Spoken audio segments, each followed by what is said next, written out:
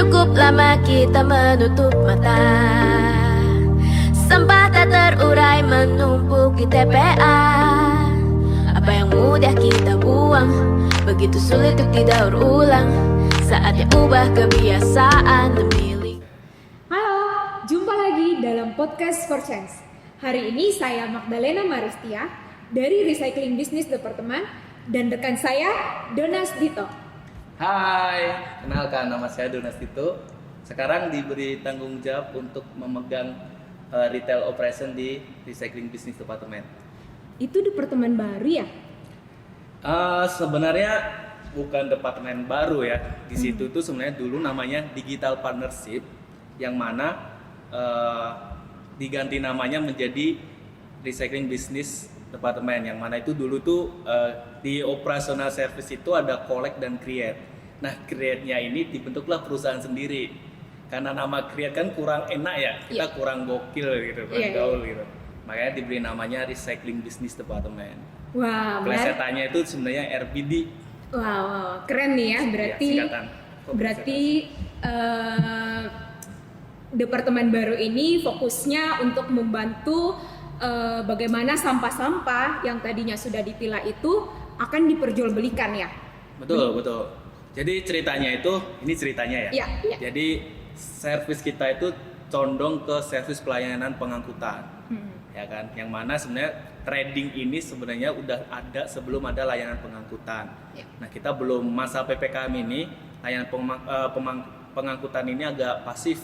Banyak kantor WFH, terus banyak yang di rumah-rumah, makanya trading lah dijalankan. Seperti itu, Mbak Ting Ting. Wah, menarik nih teman-teman.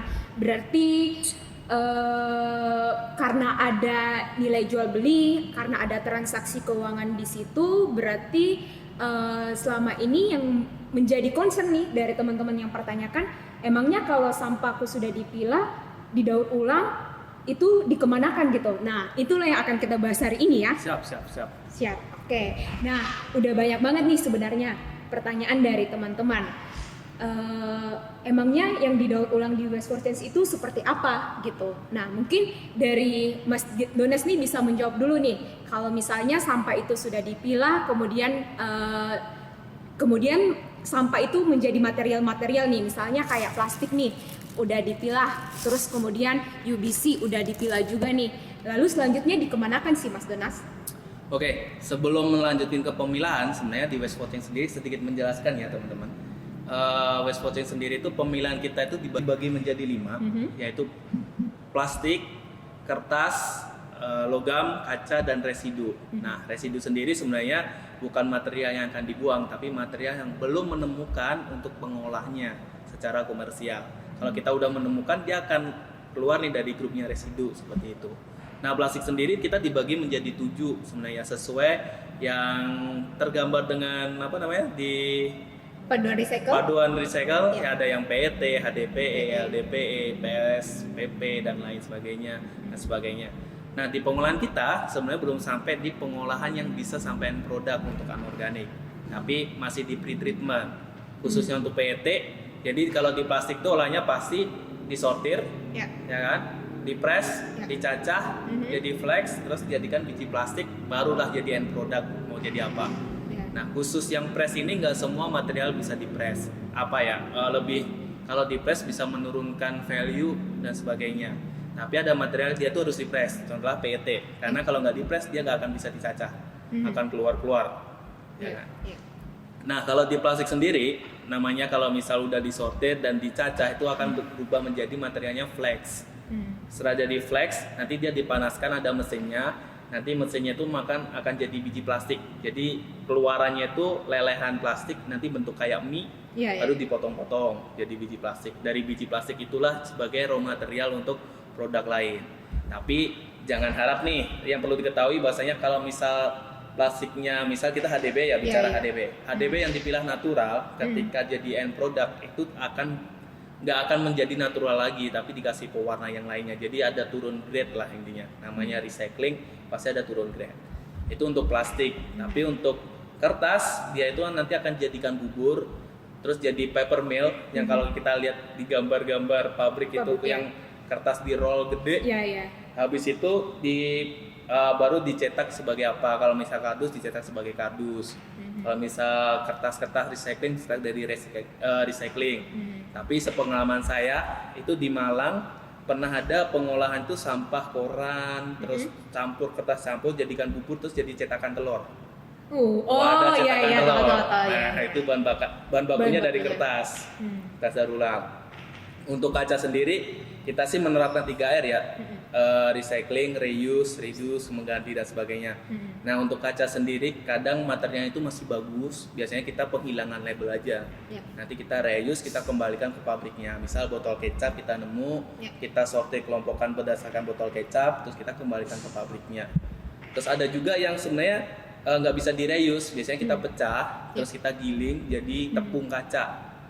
Biasanya diambil silikanya, terus buat cermin dan sebagainya. Macam-macam seperti itu. Kalau logam sendiri jelas pasti dipilah terus dilebur. Dilebur nanti hasil leburannya bakal dicetak batangan itu adalah bahan multiguna yang mana nanti kalau mau dicetak jadi panci, wajan, spatula ataupun material yang lainnya. Seperti itu Mbak Tinting. Menarik nih. Tadi sepertinya ada Mas Donas mengatakan RDF. Apa sih RDF itu Mas Donas? Nah, RDF ini Mbak sebenarnya ini kita punya mitra nih, mitra pengolahan pabrik semen. Pengolahan semen, dia punya teknologi namanya RDF. Jadi kan pengolahannya itu kan menggunakan batu bara. Nah, itu diganti sebagai energi alternatifnya yaitu sampah sebenarnya. Jadi sampah-sampah residu kita itu sebagai bahan bakarnya untuk pengolahan pabrik semen ini. Jadi kita mendukung gerakan Zero Waste to Landfill sebenarnya. Jadi sampahnya tidak dibuang ke TPA tapi digunakan sebagai bahan bakar untuk produksi semen. Seperti itu. Dan hasil dari RDF itu berupa abu. Abunya itu nanti dibikin sebagai paving block. Jadi benar-benar bermanfaat gitu. Wah, menarik nih. Tadi Mas Donas ada nyebutin kata off-taker. Nah, sebenarnya apa sih off-taker itu dan siapa nih pelaku-pelaku dalam industri daur ulang yang ada di Indonesia? Baik Mading, sebenarnya off-taker ini adalah istilah ya sebenarnya, yaitu adalah pelaku yang bisa mendaur ulang material-material sampah ini, atau kalau misalnya ibarat dijual beli, yaitu pasarnya. Pasarnya, kita punya barang, kita jual kemana ya? Yang pasarnya ini off-taker inilah. Kalau di persampahan, setahu saya nih, rantai terendahnya itu adalah masyarakat. Berarti yang paling bawah ya? Paling bawah, hulunya sebenarnya lebih tepatnya hulunya itu di masyarakat. Nah, di atasnya masyarakat sebenarnya ada namanya off-takernya masyarakat itu bisa dari bank sampah ataukah langsung ke lapak. Nah, lapak ini sebenarnya juga merupakan off-takernya dari bank sampah. Jadi dari bank sampah dia mendata sistem sosial dan bisnisnya seperti koperasi-koperasi unit desa dan sebagainya itu, dan dia menerima sampah-sampah dari masyarakat yang sudah dipilah ataukah memang laku tapi belum dipilah, nanti dari pegawai bank sampah itu dipilah. Habis dari dipilah, karena bank sampah ini mayoritas setahu saya itu banyak yang ibu-ibu, terus jarang banget yang punya transportasi, sampahnya dikemanain gitu, diambillah sama lapak ini.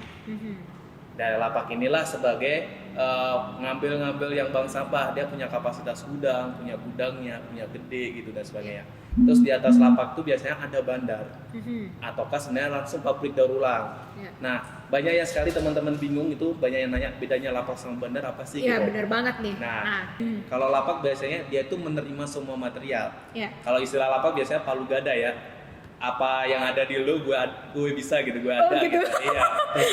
Itu biasanya lapak-lapak. Tapi kalau bandar biasanya dia pemain lebih tinggi dari lapak dan lebih spesifik. Dia kalau main plastik semua, kertas semua, logam semua bandar. Dan ini hampir sama levelnya, tapi beda sebenarnya, lebih gedean bandar. Biasanya bandar itu juga mengatur untuk kenapa sampah bisa mahal, kenapa sampah bisa murah, kan biasanya dikip nih waktu murah. Ya mau orang sampahnya dikip di gudang dia karena gudangnya banyak, nanti pas mahal dikeluarin dan sebagainya. Di atasnya baru pabrik daur ulang yang mana dia punya teknologi untuk mengolah itu menjadi produk lagi. Seperti itu Mbak Ting. Jadi circle-nya menarik banget. Menarik ya. Berarti kalau aku lihat nih dalam dunia persampahan ini siklus atau supply chain-nya tuh panjang ya, dari masyarakat terus kemudian ke bank sampah, bisa jadi tuh malah ada lagi nih bank sampah terbagi dua nih Mas Donas. Kira-kira Mas Donas bisa jelasin nggak Oh ya, bank sampah terbagi menjadi dua. Sebenarnya ada bank sampah unit dan bank sampah induk, benar Ya, nggak? iya, benar Anda banget, seperti Mas. itu, kan? Anda sebenarnya tahu ya.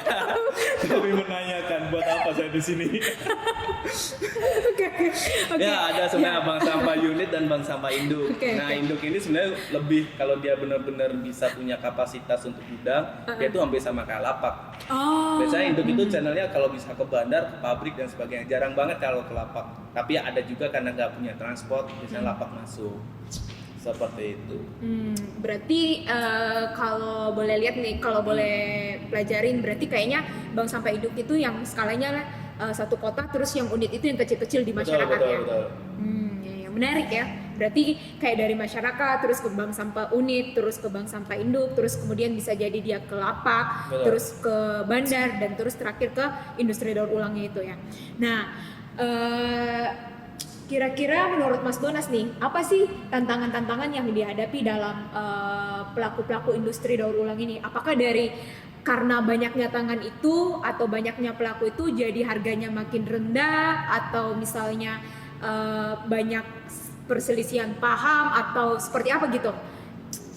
Untuk tantangan di bisnis daur ulang ya, Iya. mungkin secara general sama semua ya, kita itu kan saling mengambil market ya, Iya, sebenarnya. iya. Tinggal harganya siapa yang paling tinggi untuk value yang ada. Tapi agak menarik sebenarnya, bukan tantangan sih sebenarnya, ini seperti challenge sebenarnya. Gimana caranya? Kita kan sering dengar ya, kita bahan baku tuh impor.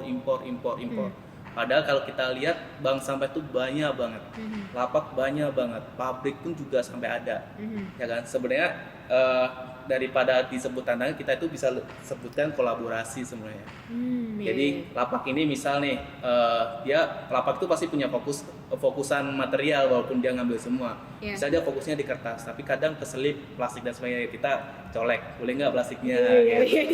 Kita jadi ngerubah tantangan itu sebagai kolaborasi sebenarnya. ya. Soalnya bisnis di sampah nih cukup menarik. Yeah. Kalau kita beli kue, biasanya beli kue 10 harga 10.000, Yeah. ya kan? Kalau 20 nanti minta diskon. Ya. Ya kan? Iya. Nah, kalau di lapak beda nih. Iya. Kita beli misal 10 kilo harga 10.000, kalau kita bisa ngumpulin 1 ton harganya bisa 15.000 per kilo.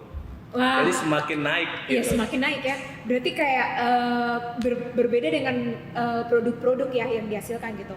Kalau produk tuh semakin banyaknya produk, maka dia akan mengalami penurunan harga gitu. Betul. Nah, tapi ibaratnya kayak inflasi gitu. Tapi kalau misalnya sampah ini semakin banyak, justru dia harganya semakin naik ya. Betul. Nah, Betul kira-kira itu kenapa sih Mas Donas? Kenapa yang menyebabkan kondisi itu gitu?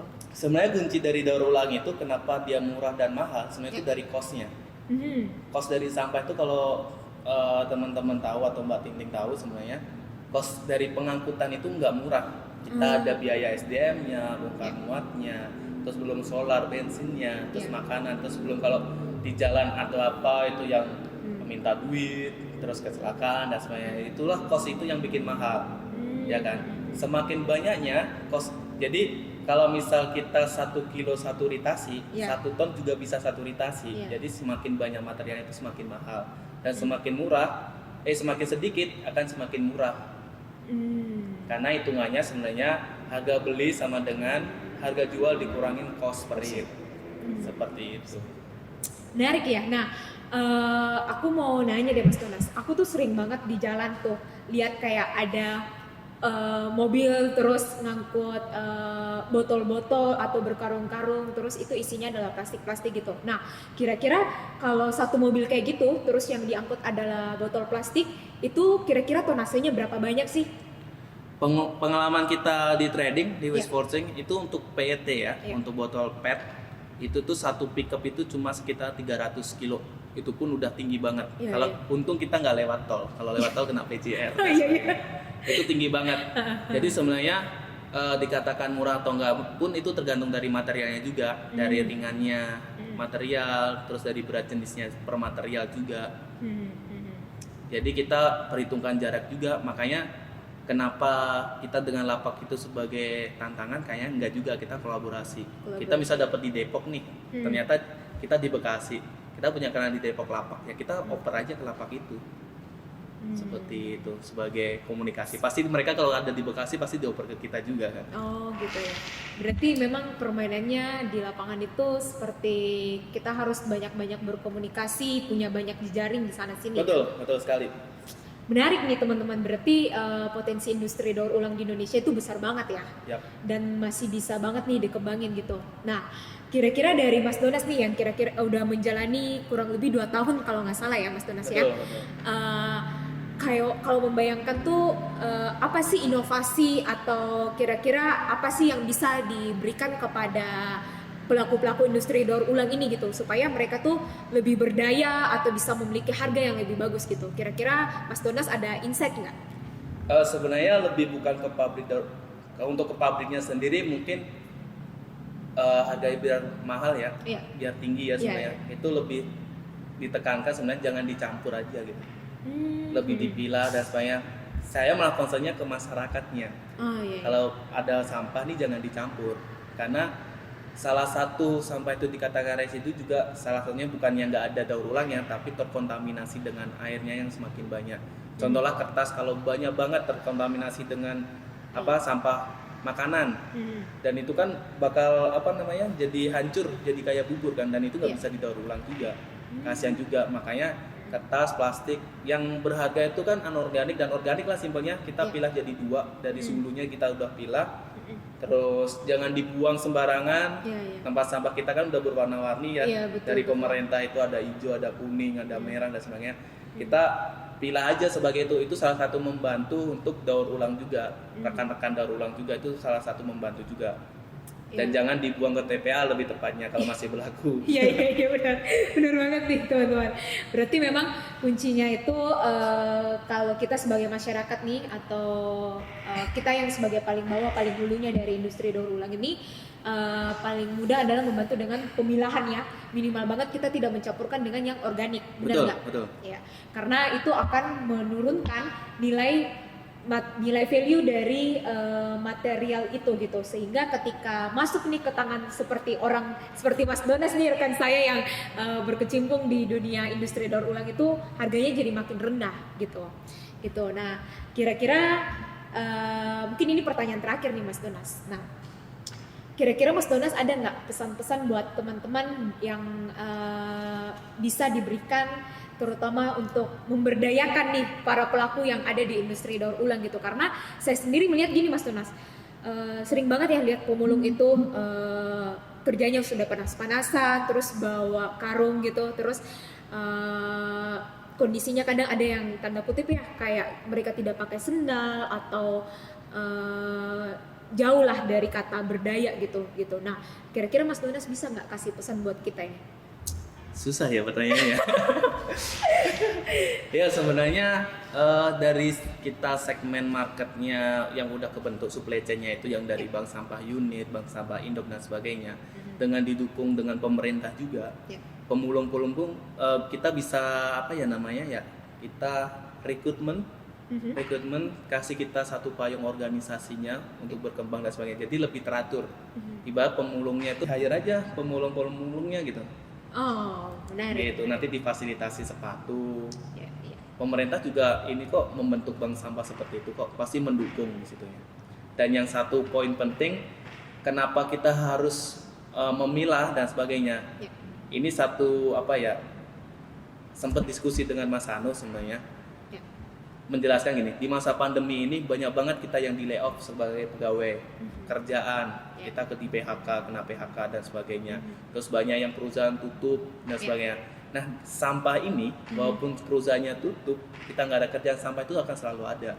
Dan harapannya dengan adanya supply chain seperti bank sampah unit, bank sampah induk dan sebagainya, dengan sampah kita menghidupkan ekonomi masyarakat. Di rumah tangga. Itu sangat menarik sih kalau misal dari warganet, netizen, terutama Mbak Tinting nih, udah memilah belum? Udah Memilah ya. Sudah memilah Pak. Nah kalau udah memilah, ini sangat membantu sebenarnya menghidupkan ekonominya di masyarakat. Sesimpel itu.